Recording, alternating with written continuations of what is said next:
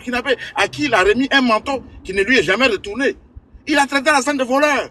Donc il faut qu'Alassane dépose maintenant ce monsieur-là. Donc tous les concordats. Quand vous allez à l'école en Europe, en Afrique, on peut changer tout le temps des choses. Quand vous fréquentez, vous avez un cursus scolaire, tout est tracé. Donc ce n'est pas de la magie. Ce débat-là derrière nous, mais quand vous revenez avec ça, on va tirer les verres du nez. C'est pas parce qu'il est passé. Les passeports là, en Côte d'Ivoire, il n'y avait pas de passeport avant 1960. Comment ils font pour avoir des passeports? Où la Côte d'Ivoire était Burkina. Comment ils font pour avoir des... Il n'y avait pas ça. Voilà. Donc arrêtez de dire des choses. Et puis ne faites pas, on va réveiller, qu'on appelle les cadavres et tout. Autant de Doufou là, c'était pas la joie et la paix pour tout le monde. Hein. Il y a la prison d'Assabou. Ce n'est pas que le parti PDCI, il y avait le parti progressiste. Apprenez votre histoire. Quand vous la connaîtrez, qu'on appelle, vous ouvrez la bouche un peu moins. Donc c'est pas parce que vous enjolivez les mots ou bien vous dites des choses que d'autres ne comprennent pas. Non. Vous traitez les autres de violents, pourtant c'est vous qui avez fait une rébellion.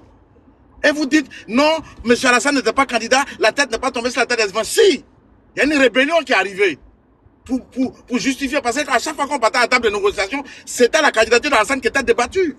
Donc arrêtez de dire des choses, des incohérences. Vous en voulez à M. Gbagbo parce qu'il vous tient tête. Parce que lui, là, il a une démarche, il parle. Et quand Gbagbo, ils disent non, Gbagbo est vieux. Mais Alassane est-il jeune que Gbagbo? C'est pourquoi il ne faut pas changer, s'amuser avec les lois. La loi que M. Ouattara a changée là, si la Côte d'Ivoire brûle, je le tiens pour responsable. Parce que s'il n'avait pas changé la loi là, M. Thiam était out, les deux, qu'on appelle M. Gbagbo, M. Alassane, on n'en parlait plus. Parce que la constitution ivoirienne était nickel. Pourquoi a-t-on enlevé le collège des médecins pour les vieux?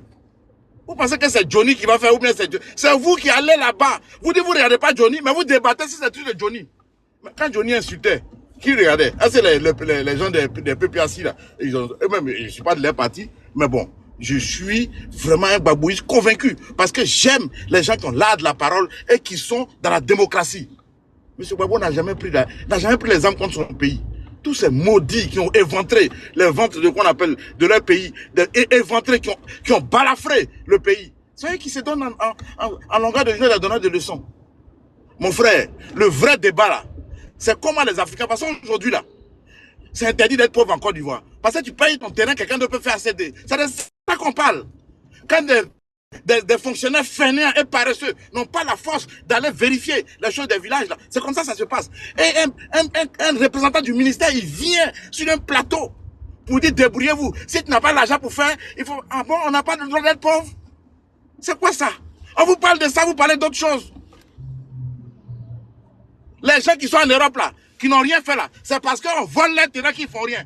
C'est parce qu'ils n'ont pas de bras longs et qu'ils font rien. Oh, si au moins ils sont dignes.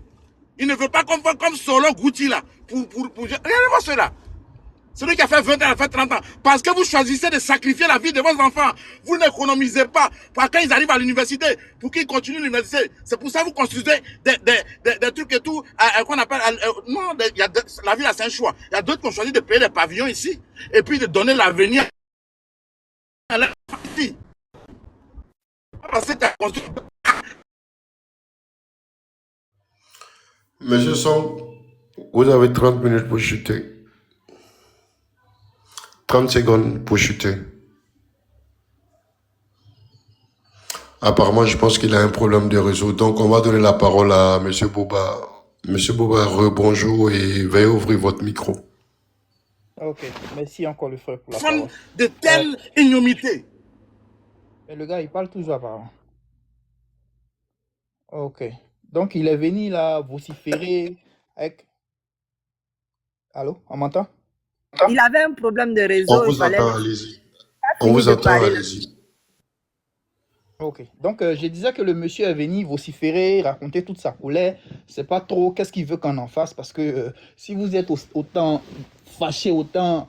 Vous pouvez juste aller voter le candidat que vous voulez. Ça ne sert à rien à venir crier ici. Je pense que si on veut débattre, il faut débattre dans un peu plus de calme. Venir crier là, ça n'avance à rien. Donc il me fait croire que oui, comment il a dit là, Alassane qui aurait changé la constitution. La constitution ne se change pas juste par décret comme ça. Il en a fait un référendum et même Soro tous ces trucs-là, ils ont battu, comment on appelle, ils ont tout fait pour que cette loi-là puisse passer. Donc, quand aujourd'hui on vient attribuer ça à une seule personne, que ce soit Bédier, ils étaient tous d'accord pour modifier cette constitution. Donc, ils viennent écrire, hey, Alassane qui a fait ceci, ça dit que je lui tiendrai pour responsable. Mais qu'est-ce que nous on en a à foutre si toi tu tiens quelqu'un pour responsable? Ça, c'est toi qui vois. Donc, ça a été fait dans les règles de l'art. Donc, si ça a été adopté, on ne peut pas tenir responsable un individu pour quelque chose qui a été fait de manière collective. Ça, c'est le premier point.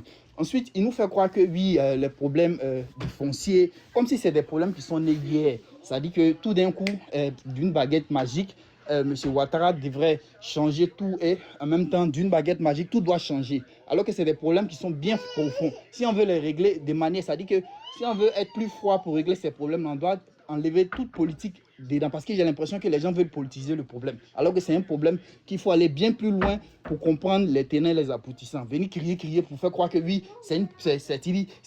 l'administration a toujours eu des problèmes, c'est pas quelque chose de nouveau. Il y a des choses à corriger, nous tous nous le savons, mais l'attribuer à une personne comme si c'est cette manière de faire la politique là qui crée toujours les problèmes en Afrique. Parce que quand il y a quelque chose, des choses qu'on peut régler de manière, ça dit que de manière zen, il faut l'attribuer forcément à quelqu'un pour se sentir à l'aise. Je pense que c'est vraiment n'importe quoi.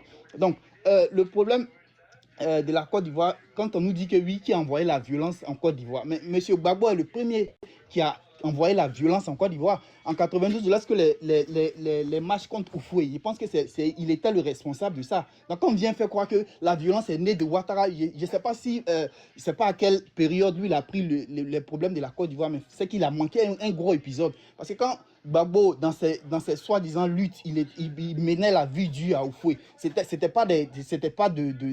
ne venait pas avec les mains vides. C'était beaucoup de troubles dans les villes.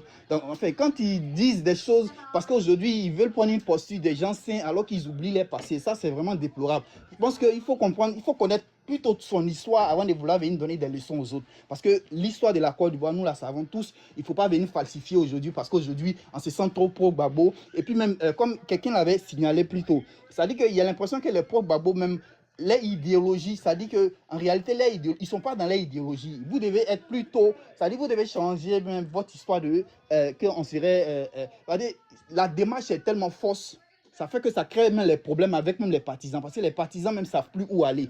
Tantôt, c'est eux qui sont contre les étrangers, alors que vous êtes censé plutôt prôner, c'est-à-dire le vivre ensemble, mais c'est vous qui êtes toujours dans cette démagogie un peu, on ne comprend plus rien dans votre démarche. Donc franchement, revoyez votre position et puis essayez de vous calmer quand vous venez sur les panels, parce que là, ça ne peut pas le faire. Quand on vient expliquer des choses pour permettre à avancer des choses. Venir crier sur tout le monde là, ça ne sert à rien. Voilà, j'ai fait mon micro sur ça.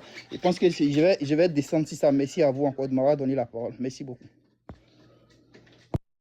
Merci beaucoup, Bijou. Bijou d'Afrique, veuillez ouvrir votre micro. Allez-y pour votre temps de parole. Et après, Bijou, ça sera Gucci et la reine des jeux. Vas-y. Non, excuse-moi. Si tu veux, on donne à Reine. Après, Reine, ça sera Gucci et toi. Voilà. La reine des jeux, Non, allez-y. non, je ne suis pas d'accord. Hein. Il va parler, je vais parler après lui. Non, Voilà. parce que, Non, Sarkozy excuse-moi, lui-même, je je suis sur le voulais pas panel là. faire, Non, je voulais pas Sarkozy, lui, je suis faire sur le panel là. deux oppositions. Non, mais Parce que Bijou, normalement, bon, Bijou, ok, je vais parler. Bijou, j'ai été bombardé. vas-y, Gucci, alors. Bon, anyway, bon, comme on dit, hein, Bijou, bon, je pense que je n'ai pas affaire à toi. Voilà un monsieur qui est monté ici qui dit l'Afrique a problème. Mais va vivre en Afrique. Tu fais quoi en Europe ou bien en Occident? L'Afrique a problème et puis tu joues ici et puis tu dis on a payé pavillon, vous avez fait tant avec votre enfant. Eh monsieur, on dit barrique vide là, c'est ça qui fait bruit. Sinon barrique qui est remplie là, ça ne fait pas bruit. Ok? Si tu ne vaux rien là, faut pas venir dire ici que ouais, tu as payé pavillon. Sinon, si c'est une maison payée en Europe là, tu ne peux pas te lamenter sur quelqu'un. C'est moi, je te lance ce défi. Et puis on va à Abidjan encore là. Tu ne peux pas te comparer à moi. Les vauriens n'ont que ça dans la bouche. C'est grâce au président Ouattara que tu es devenu immigré. C'est grâce au président Ouattara que tu es devenu immigré. des vieillards qui sont couchés quelque part en Europe qui ne foutent rien. Et c'est eux, quand ils montent, ils parlent au nom de l'Afrique. Moi, je n'ai pas la nationalité africaine, hein. J'ai la nationalité ivoirienne. Quand vous ne valez rien là, vous prenez l'Afrique pour vous suivre. Moi, je n'ai pas besoin d'Afrique dans mon dos. Voilà, tu dis oui, les autres n'ont pas fait ça parce que vous n'avez pas mis vos enfants. Toi, tu peux te comparer à moi, mon enfant. Dans quoi, toi, tu peux te comparer à mon enfant? Je n'ai pas un niveau avancé dans les études, hein, mais toi et moi sur le même terrain, avec tes diplômes là, si tu ne te laisses pas derrière, c'est que ce n'est pas moi. Vous pensez que c'est la grande gueule qu'on prend pour monter sur les panels, venir manquer de respect. Toi, tu parles de ma famille sur panel. Toi, tu connais ma famille? Pavillon, on a payé ça ici. Toi, tu es un vaurien, mon frère. Parce que les vauriens, là, c'est eux qui s'apprennent à la famille des gens. Tu parles avec moi ici. Toi, ta famille, là, ta femme et tes enfants, ils ont quoi? Tu as préparé quoi pour eux? Tu n'as pas honte de dire que non, j'ai payé pavillon en Europe. Va payer pavillon en Afrique. Va payer pavillon en Afrique. Tu penses que quand tu vas parler là, moi, je n'ai pas le mot pour te répondre? Regarde-moi des gens comme ça, tu montes, tu veux venir te gonfler sur moi en parlant comme tu veux. Et je te réponds aussi. Maintenant, là, ma cible, là, ce n'est plus Bijou. Parce que malgré ce dernier, on a fait des heures sur des heures, là. Personne n'est allé dans la famille de quelqu'un.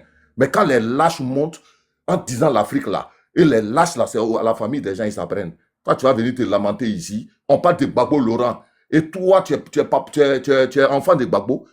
Ce n'est pas enfant de Gbagbo qui est député là-bas, député de Yopougon. Toi, tu as eu quoi sous Gbagbo? Depuis quand tu es venu à l'Occident? Des gens qui ont échoué leur avenir ou bien qui ont échoué leur aventure, on prend ça pour mettre sur les innocents. Moi, je suis sorti là, ce n'est pas Gbagbo qui m'a fait sortir. C'est depuis Bédier là, moi, je suis sorti. Depuis Bédier, je suis sorti. Dis-moi, depuis quand tu es sorti? Des gens qui restent avec papa et maman à 40 ans, 50 ans pour dormir. Moi, j'ai pris mon indépendance tôt, hein. Et puis, partout en Côte d'Ivoire où tu vas m'amener là, pour dire que je serai là, je ne vais pas dormir dans le cou de quelqu'un. Je vais dormir dans le cou des parents. Parce que ma famille là, mon grand-père là, il n'a pas dormi. Il n'a pas dormi. Malgré tout ça là, j'ai déposé pour moi aussi. Et je continue. Toi, tu montes là, c'est sur moi, tu veux te muscler, toi, sans nous, quoi là. Et on regarde le visage des gens avant de se gonfler sur un. Moi, tu fais là, moi, pour moi là, c'est du tic au tac, hein. Si tu as payé pavillon là, demande-moi ce que j'ai payé aussi. Ou bien ce que j'ai aussi en Europe ici. Vous êtes comme ça, vous gueulez sur la toile. Oui, on a fait comme ça, on a fait comme ça, on a fait comme ça. On va aller fouiller. Il n'y a rien. C'est HLM, sans doute. Même HLM là, tu ne peux pas payer. Quelqu'un qui fait ces trucs-là, il ne vient pas monter sur le panel et puis il prend la famille des gens comme truc. À cause de toi-même là, je voulais descendre même me reposer là, mais je vais rester là pour t'affronter. Yako, il faut rester Yako. Non, parce que tu es un lâche. On ne s'apprend pas aux gens comme ça. Monsieur Gucci, Gbagbo, là, 50 c'est ton secondes parent? pour pouvoir chuter. Oui, je vais chuter. Gbagbo, c'est ton papa? Les enfants de Gbagbo sont milliardaires là-bas. Toi, tu ne vaux rien, tu es aventuré ici, qui n'a rien réalisé en Côte d'Ivoire, et tu vas venir t'apprendre à qui? Moi, je dis, hein, je suis quelqu'un qui paye impôt depuis que je ne suis pas venu en Europe. Ça, je te le dis. Depuis moi, je ne suis pas venu en Europe, là, je paye impôt. Voilà. Je ne suis pas quelqu'un qui est resté sur papa et maman pour dire que non, faites-moi ça. J'ai pris mon chemin et Dieu merci, j'ai réussi dedans. Ce n'est pas n'importe qui peut faire ça. Arrêtez ça. Quand on parle de politique, Gbagbo a foutu quoi pour vous? Montrez-nous. Montrez-nous. Je ne parle même pas. Il a rendu sa famille riche. Toi, tu as eu quoi dedans? 10 secondes. Oui, tu as eu quoi sous Gbagbo? Rien, mon frère. Tu n'as rien eu et puis tu n'auras rien parce qu'il est trop tard pour toi. Je m'arrête là. On parle sans la famille des gens. Il ne faut plus parler de ma famille, sinon je vais rentrer Merci dans ta beaucoup, famille monsieur Gauthier. sans vaseline. Merci bien. Monsieur, Merci à vous. Monsieur Song, s'il vous plaît, fermez votre micro. Vous fermez votre micro, s'il vous plaît. Non, il n'a Vous pas fermez compris votre ce que micro. j'ai Non. dit. Monsieur Song, depuis 23h, nous sommes ici. Et ici, là, chacun a un temps de parole. Il n'y a pas de motion. S'il vous plaît, on n'interrompt personne. Non, j'ai bien